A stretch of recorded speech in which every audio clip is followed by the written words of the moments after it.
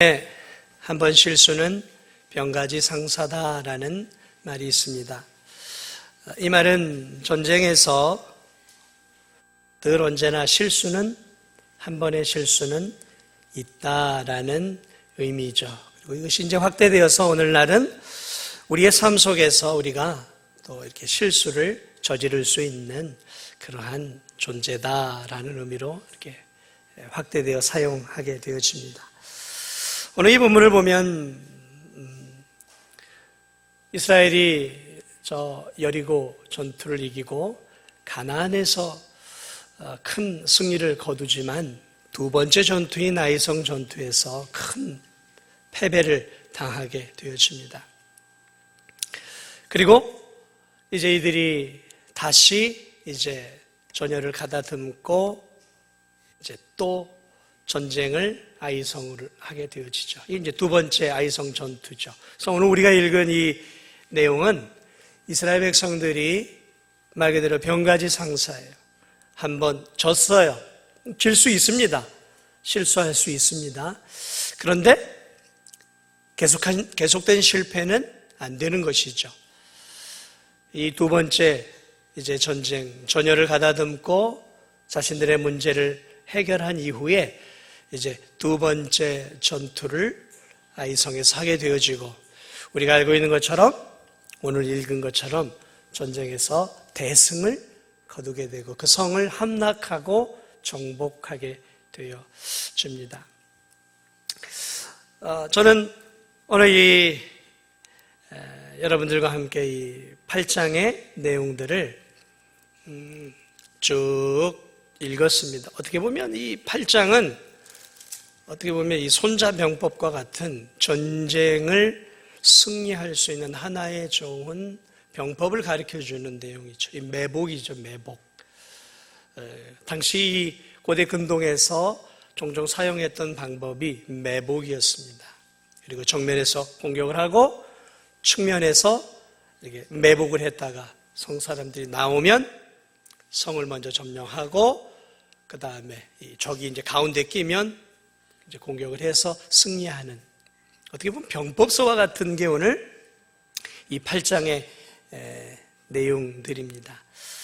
자, 저는 오늘 여러분들과 함께 이 8장을 통해 여러분들과 함께 무슨 손자병법처럼 전쟁에 승리하는 전술을 여러분들에게 가르쳐 주려고 하는 것은 아니고 또 8장이 기록되어진 것도 전쟁에 있어서 이길 수 있는 전술을 가르쳐 주기 위해서 이렇게 장황하게 기록된 것은 아니에요. 이렇게 장황하게 기록된 데에는 나름의 영적인 이유들이 있는 것이죠. 그래서 저는 오늘 여러분들과 함께 이 말씀을 통해서 이 승리를 통해서 두 전쟁을 함께 좀 비교하려고 그래요. 첫 번째 아이성 전투의 실패와 오늘 이 두 번째 아이성 전투의 성공. 도대체 이 두 전쟁의 차이는 무엇인가? 어떤 차이점들이 있는가? 이런 부분들을 여러분들과 함께 나누면서 영적 전쟁을 치러가는 우리들이 이 세상 속에서 어떻게 영적 전쟁에서 승리할 수 있는지, 어떻게 하면 영적 전쟁에서 실패하게 되는지에 대한 영적 전쟁의 승리의 원리들을 두 전쟁을 비교하면서 여러분과 함께 좀 나눠보려고 합니다. 여러분, 이 전쟁의 결정적 승리의 원인은 무엇일까요?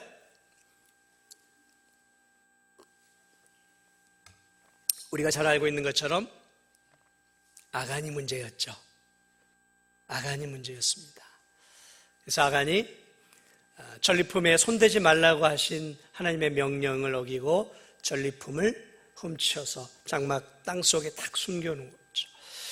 결국 그 죄가 드러나 그 죄를 제거하고 하나님과 이스라엘 백성들의 관계가 회복이 되어지는 이것이 사실은 제일 중요한 것임을 우리가 지난 시간에도 함께 배워왔습니다. 이것을 중심으로 해서 이 두 전쟁의 그러한 차이점들을 여러분과 함께 오늘 좀 살펴보기를 원합니다.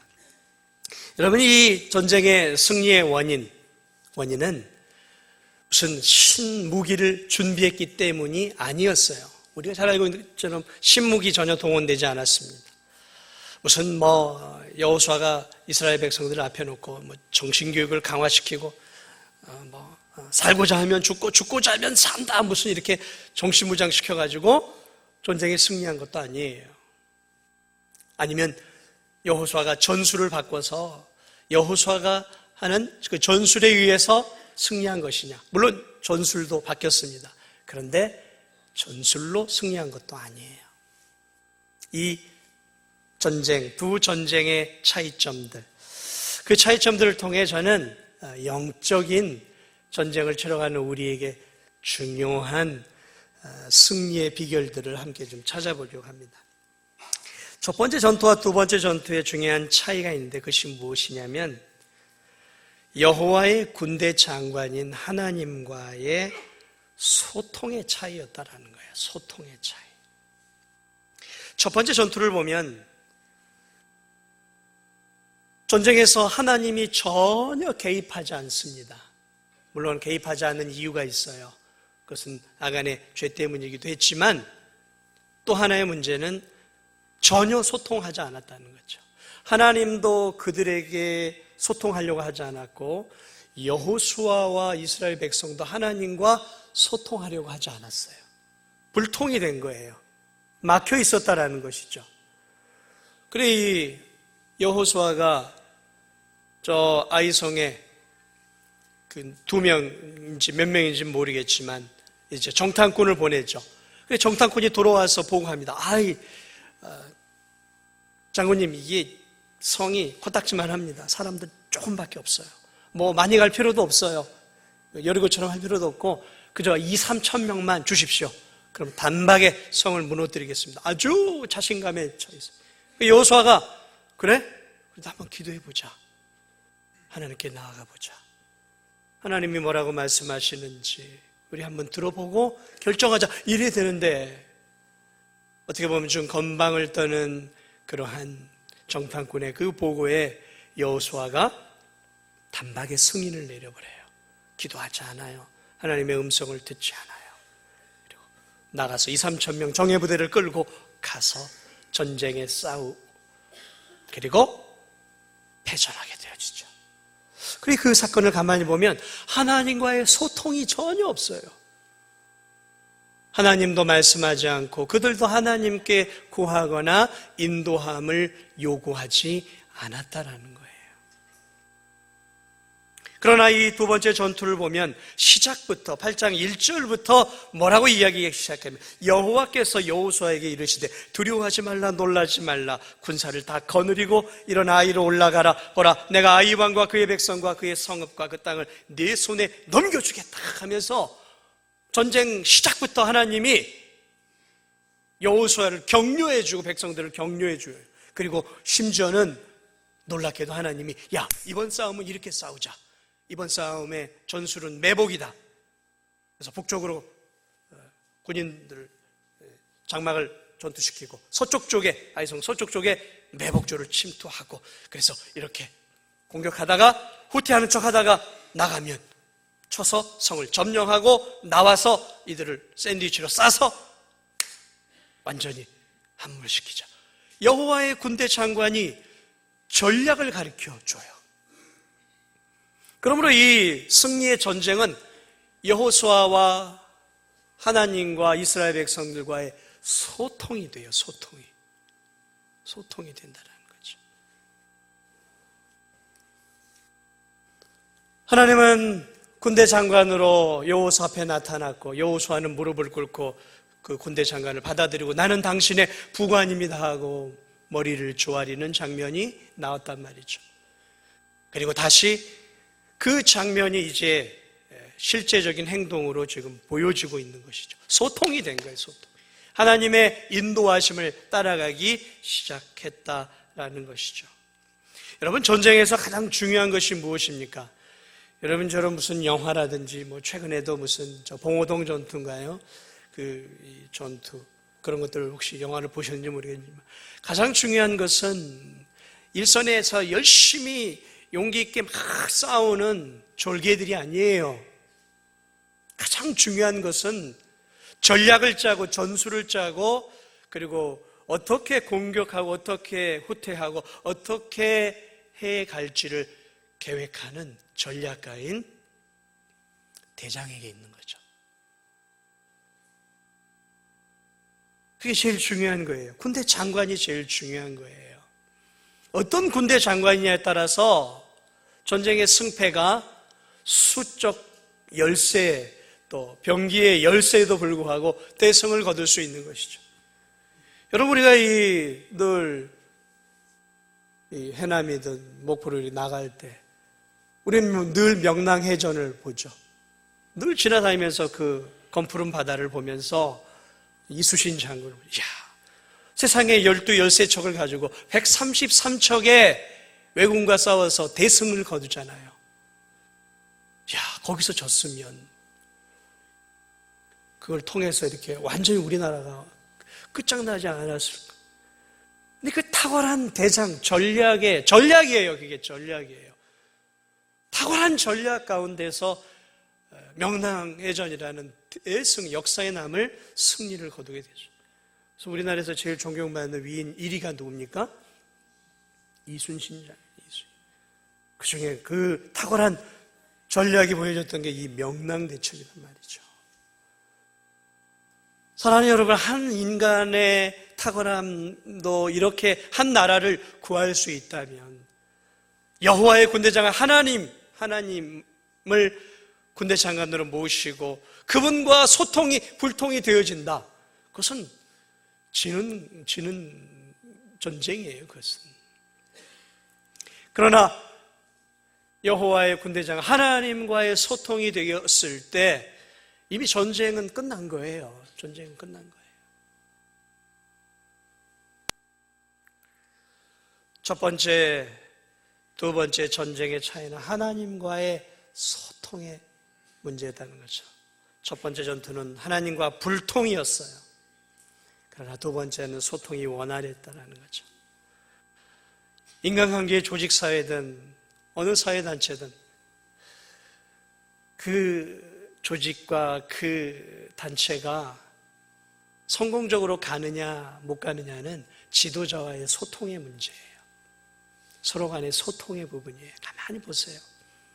좋은 기관, 지도자와 잘 소통이 되는 거예요. 오늘 우리의 인생의 승패, 우리의 영적 전쟁의 승패도 하나님과의 소통에 달려있는 거예요. 하나님과의 소통. 여러분이 아무리 지혜롭고 아무리 IQ가 높고 재력가고 또 주변에 인맥이 정말 많이 있어서 뭐 하나 부족할 것이 없다 하더라도 여러분이 인생은 만만하지 않습니다. 이 인생을 내가 내 힘, 내 지혜, 내 능력으로 잘 헤쳐갈 수 있다. 그렇게 생각하는 것만큼 미련한 사람은 없어요. 우리는 알아요. 이 인생이 얼마나 복잡하고 얼마나 어려운 길인지를 잘 압니다. 그런데 하나님과 불통이다. 성도들이 하나님과 불통이고 하나님이 아니라 내 지식과 내가 가지고 있는 경험과 내가 쌓아놓은 통장의 잔고와 내가 알고 있는 많은 인맥들이 있기 때문에 내가 세상 속에서 교회의 일을, 하나님의 일을 성공할 수 있고 내가 내 사업에 성공할 수 있고 내 직장에서 성공할 수 있다. 그렇게 자만하며 살아간다면 100% 실패하게 되어 있는 거예요. 그건 성공이 아니에요. 그건 성공이 아니에요. 특별히 영적인 전쟁은 더욱더 그렇습니다. 사랑하는 여러분, 우린 보이지 않는 싸움을 싸우고 있어요. 에베소서에는 이 세상에 공중의 권세 잡은 자가 있다라고 말해요. 사탄이죠. 그 공중의 권세 잡은 자가 이 세상을 다스리고 있다. 베드로 사도는 악한 마귀가 우는 사자와 같이 삼킬 자를 찾는다 그랬어요. 믿음 생활 해보면 알겠지만 굶주린 사자처럼들 우리를 뜯어먹기 위해서 달려드는 게 사단이에요. 세상의 유혹이에요. 우리 안에 욕망이에요.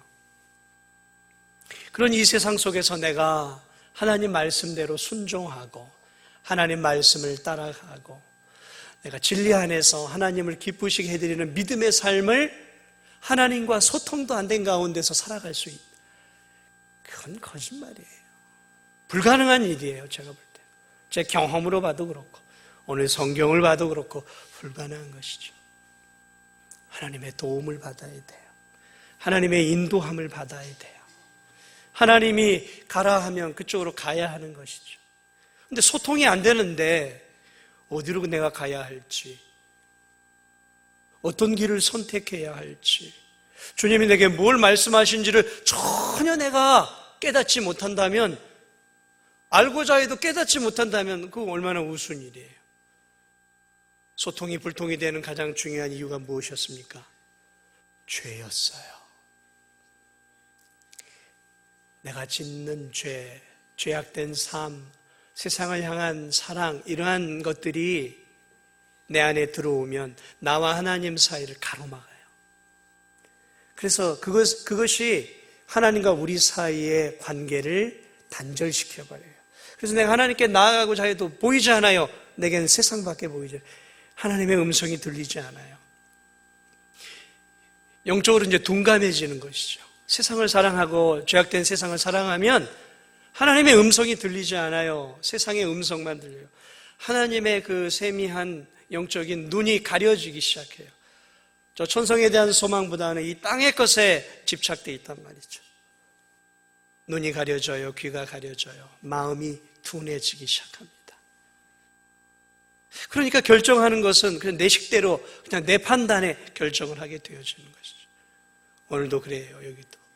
그러나 두 번째 전장에서는 죄의 문제가 해결이 되었어요. 하나님과 이스라엘 백성과의 막힌 담이 해결이 되었어요. 그러자 주님이, 하나님이 기쁨으로 이들에게 찾아오셔서 두려워하지 말아라.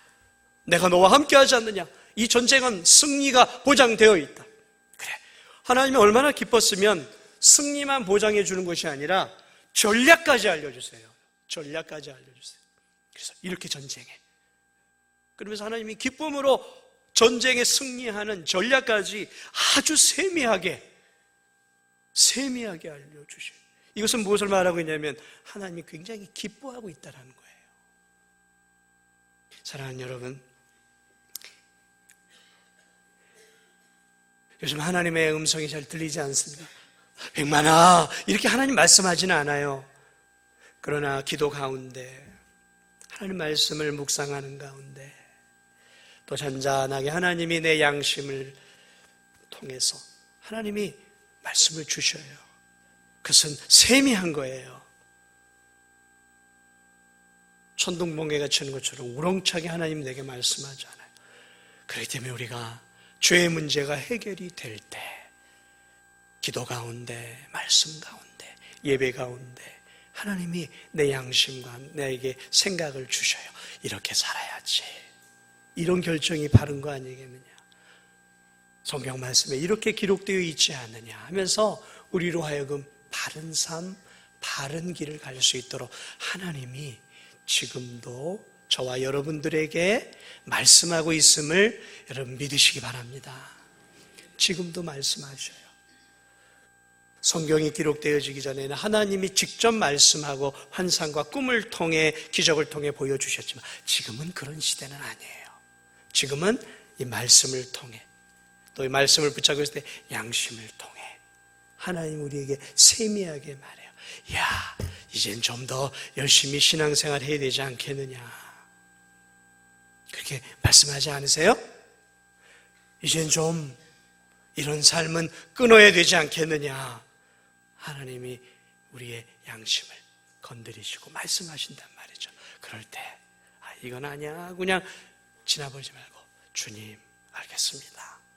내가 올 한 해부터는, 새해부터는 주님 말씀대로 이렇게 한번 해보겠습니다 하고 아멘 하고 순종할 때 하나님은 그 성도에게 이제 더 가까이 가셔서 더 세미한 음성으로 그의 인생을 이끌어 주시는 거예요. 그럴 때 그의 인생길은 대로와 같이 성공의 길이 보장이 돼요. 것이죠. 그러나 하나님의 음성에 자꾸 귀를 기울이지 않을 때, 그래, 네가 네 식대로 살고 싶구나. 알았어. 그래, 나중에 이야기하자. 하나님 내버려둬요. 그러면 이제 세상 속에서 혼자 살다가 이리 부딪히고 저리 부딪히고 깨지고 넘어지고, 그 다음에 이제 두 손 들고 전부여 눈물 흘리고 의지 없어서 손 들고 옵니다 하고, 그냥 그때 이제 깨지고 난 뒤에 이제 빈손 들고 아무것도 없이 주님께 무릎 꿇고 나와. 여러분, 그러지 마세요. 깨지고 망가지고 다 잃어버리고 나오지 마세요. 그래서 저는 깨지고 망가지고 다 잃어버리고 하나님 만나서 간증하는 사람들 별로 좋아하지 않아요. 제가 좋아하는 사람은 변함없이 큰 그런 거 없이 꾸준하게, 물론 잠깐 실족할 수도 있고 넘어질 수도 있지만 변함없이 쭉 믿음의 길을 걸어가는 그러한 사람의 간증을 저는 귀하게 여겨요. 사랑하는 여러분, 올 한 해 여러분과 하나님 사이에 막힌 담이 무엇인지 한번 찾아보세요. 새해가 가기 전에 하나님은 나에게 가까이 오고 소통하고 싶은데, 나의 삶을 인도하고 싶은데, 말하고 싶은데, 내가 나와 하나님 사이에 막혀있는 것들이 무엇인가? 그것들을 빨리 찾아내서 제거해야 돼요. 그럴 때 주님이, 야, 네가 나와 소통하고 싶어 하는구나, 오케이 하고 주님이 기쁜 마음으로 우리의 문제, 죄와 죄악된 삶을 제거할 때, 우리가 한 걸음 갈 때 주님은 10걸음으로 우리에게 다가와 우리와 교제하시고 우리의 삶을 새롭게 또 인도해 주실 것을 여러분 믿으시기 바랍니다. 오늘 이 두 전쟁에 또 하나의 차이가 있었어요. 그것은 무엇이냐면, 두 전쟁의 차이는 치밀한 준비였어요. 치밀한 준비. 첫 번째 전투는요, 가만히 보면 준비가 없었어요. 우리 2, 3천 명만 내리고 가서 공격하면 됩니다. 무슨 전략도 없어요. 전술도 없어요. 그냥 무대포로 2, 3천 명만 올라가서 그냥 전공법으로 싸우면 이긴다는 거죠. 너무 깔봤어요. 너무 우습게 여겼어요. 그래, 이들이 준비도 없이 그냥 2, 3천 명 싸움 좀 할 줄 아는 사람 데리고 올라갔어요. 부딪혔어요. 그런데 깨졌어요. 그런데 두 번째 전투를 보세요. 물론 하나님이 알려주시는 전투의 방법이었어요. 이 전투에 2, 3천 명이 아니에요. 보니까 첫 번째 복병으로만 3만 명이 서쪽에 숨고, 나중에 또 5천 명이라는 복병이 또 숨어서 복병만 3만 5천 명이에요. 그리고 정면으로는 훨씬 더 많은 군사가 있었다는 거죠. 복병만 3만 5천이에요. 전략 있고 전술이 있어요. 그전에는 어떻게 했어요? 3만 5천이 아니라 2, 3천 명만 끌고 가면 된다 그래요.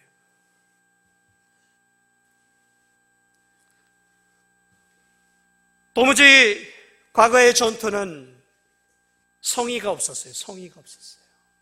준비가 없었다라는 거죠. 인간 차원에서 아무런 준비가 없었어요. 이들의 마음속에서는 그런 마음들이 있었는지도 몰라요. 하나님이 40년 동안 우리를 광야에서 먹이시고 입히시고 부족하며, 요단을 건널 때도 하나님의 기적 가운데 건너왔어요.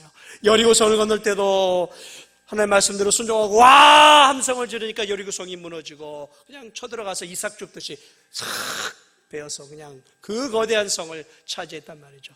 그러니까 이번에도 하나님이 함께 할 거라고 생각했는지 몰라요. 그냥 우리가 가서 공격하면 그냥 이들이 사시나무 떨듯 둘둘 떨고, 그냥 우리가 칼을 한번 슉 휘두르면 5명, 10명 그냥 슉슉 그냥 이렇게 낙엽지듯이 풍낙엽처럼 저들이 떨어져서 대승을 끌었어요. 그런데 웬걸요, 대승은커녕 36명이나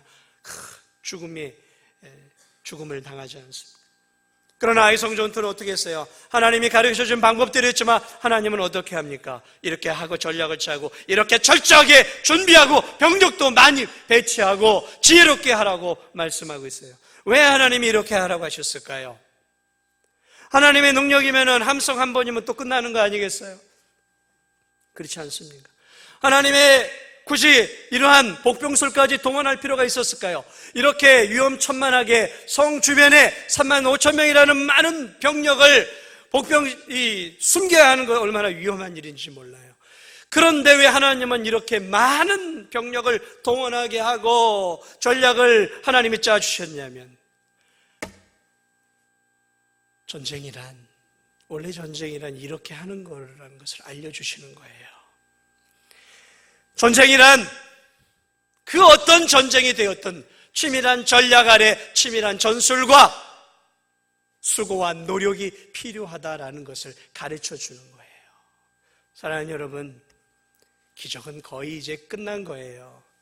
하나님의 방법은 언제나 기적으로만 움직이지 않아요. 여러분이 이 세상을 움직여 가시는 하나님의 방법, 기적으로만 움직여 가지 않아요. 기적은 하나님이 꼭 필요할 때만 주셔요. 그리고 하나님의 방법은 기적이 아니라 하나님의 은혜와 능력을 힘입어서 성도들이 자기 자신을 준비해서 세상과 싸워서 이기는 거예요. 믿으십니까? 기적 좋아하지 마세요.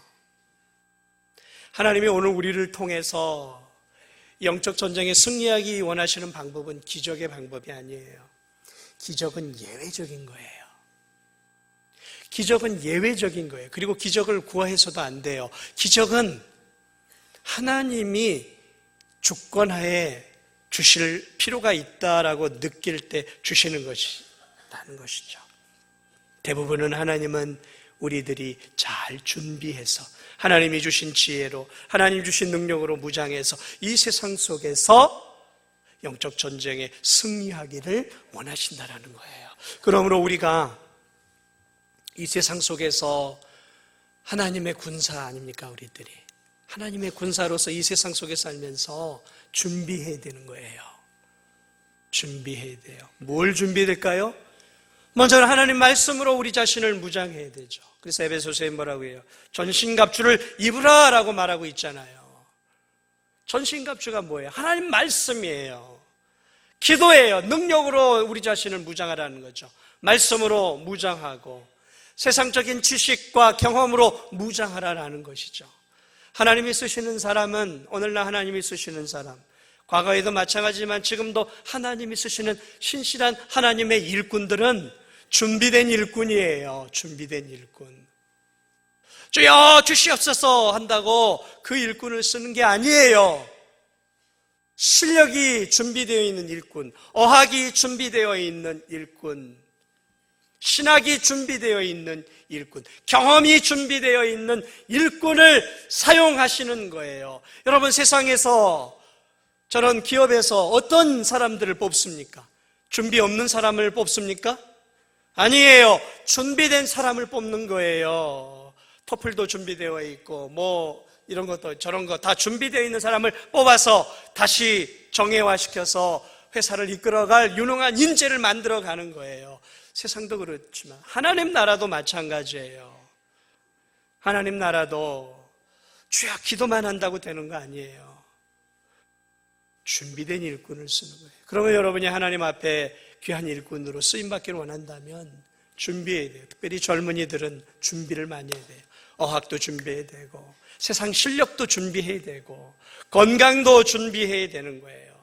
그리고 하나님 말씀도 준비가 되어야 하는 거예요. 그래서 세상을 이끌어갈 참된 기독교적인 인재는 여러 가지로 준비되어 있는 일꾼이 되어야 한다는 것이죠.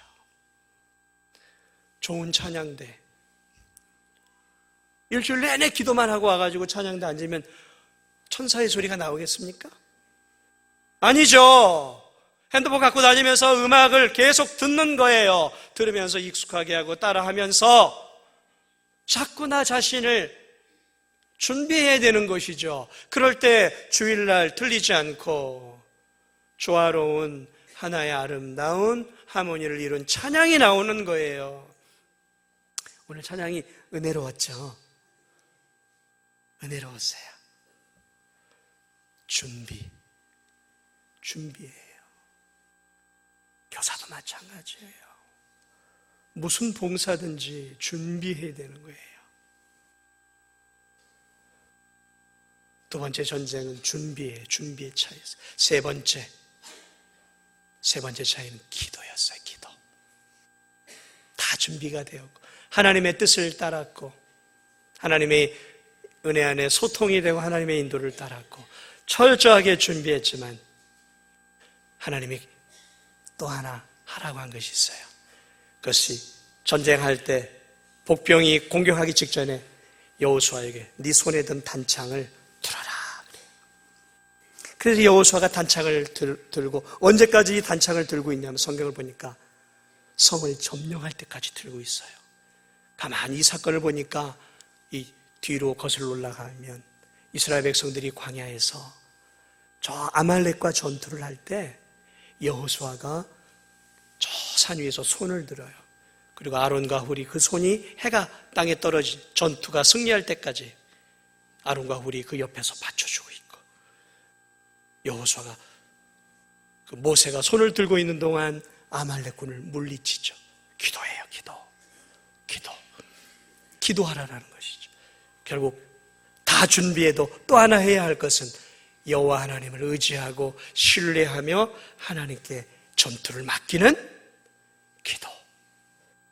기도예요. 하나님을 의지하는 거예요. 그게 이 세상의 전투와 우리 기독교인의 전투가 다른 거예요. 기도하는 거죠. 그러므로 우리는 무슨 일을 하든 어떤 봉사를 하든 먼저 어떻게 해야 돼요? 기도해야 되는 거예요.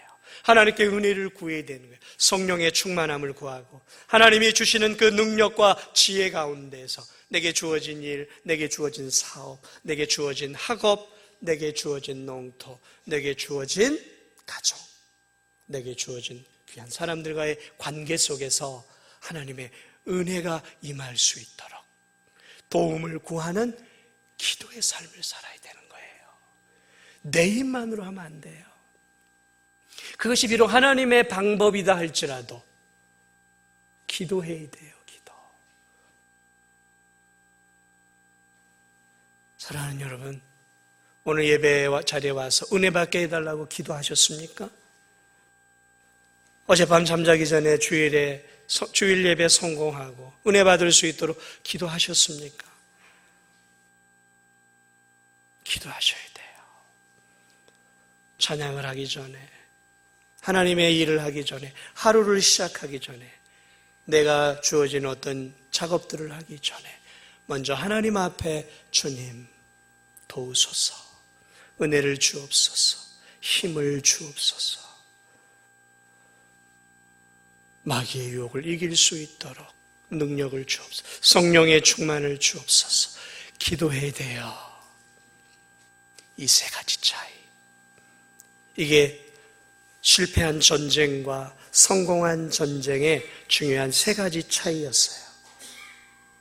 사랑하는 여러분, 우리의 전투, 영적인 전투도 이 세 가지를 잊지 마세요. 잊지 마세요. 하나는 하나님과의 소통이에요. 소통. 여호와의 군대 장관이에요. 우리 진도중앙교회 군대 장관도 여호와 하나님이시란 말이죠. 그러므로 우리 교회도 늘 세미한 음성을 듣기 위해 힘써야 돼요. 주님이 내년 한 해는 우리 교회가 어떻게 가기를 원하실지, 우리가 기도하면서 우리 가정이 어떻게 가야 할지, 내 사업터와 내 직장과 내 삶이 어떻게 가야 할지 주님과의 소통을 통해 자꾸 들을 수 있어야 되는 거예요. 그리고 우리 자신을 영육을 준비해야 되는 거예요. 그리고 하나님께 기도하면서 믿음으로 나아갈 때 우리의 영적인 삶의 모든 전투에서 하나님께서 우리에게 승리를 주실 줄 믿습니다. 마지막으로 여러분과 함께 꼭 나누고 싶은 말씀이 있어요. 이 전쟁의 첫째 전쟁과 둘째 전쟁의 향방을 가루었던 것은 아간의 전리품을 훔치는 거였어요. 아간은 그렇게 생각했던 것 같아요. 하나님은 너무 인색해. 아니, 다 죽여도 소와 양과 또 이런 보물들, 이런 것들은 우리가 취하면 좀 어때? 하나님 너무 인색해. 하나님 짠돌이야. 이런 거 가지면 당연히 다른 나라들은 전쟁에서 전리품들을 취하겠는데 왜 이것도 못 가지게 해? 라고 그는 불평했어요. 그래서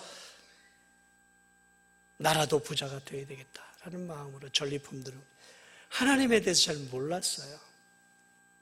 그렇게 실패했던 사람이 누구였냐면 아담이었어요. 하와였어요. 하나님은 참 나빠. 내가 행복해지기를 원하지 않나 봐. 내가 좀 하나님처럼 되는 게 질투가 나는가 봐. 하나님 정말 그러신 하나님일까? 오늘 성경을 보니까 이 두 번째 전투 때부터 하나님 뭘 얘기하시냐면 전리품들을 취해라. 소와 양들을 힘껏 취해라라고 허락을 해줘요. 이 두 번째 전투부터는 허락을 쭉 해주셔요. 그러니까 첫 번째 전투는 뭐든지 첫 것은 하나님께 바치시는 거거든요. 이 두 번째 전투부터는 이제 마음껏 취하도록 허락을 해주셔요. 사랑하는 여러분, 하나님이 나에게 인색하냐고요? 그렇지 않으신 분이에요.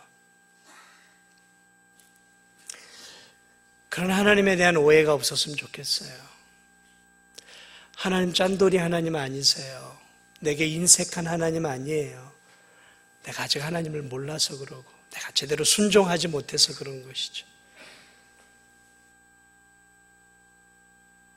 이 두 번째 전투부터는 마음껏 전리품들을 소와 양들을 취하게 됩니다.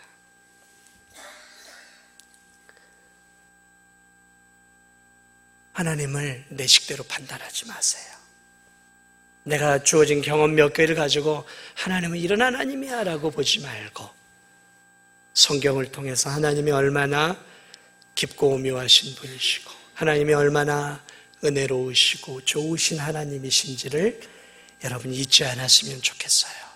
그리고 하나님이 하라 하면 하세요.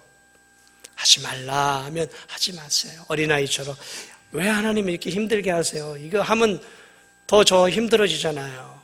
이거 안 하면 더 괴로워지죠. 아니에요. 하나님 말씀대로 순종하세요.